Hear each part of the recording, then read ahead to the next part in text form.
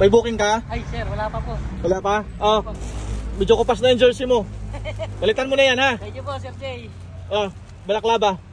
Salamat. Mag-ingat ha, palitan mo na yan pagka ano. Sige po. Sige po. Kupas na, halatang bakbakero ka. Sir Jay. Umaga ka pang gabi? Pang gabi, umaga-gabi po. Maga-gabi? Apo po. Walang tulog-tulog? Ayun naman po. Uwi po ako ng lunch. Ano oras mo lang biyahe mo? Sa umaga po 6.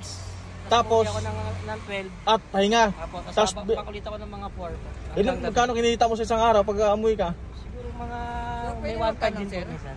1.5? Ilang booking yun? Mga 15, 1.5? Ayos ha. Ano yung tanong mo?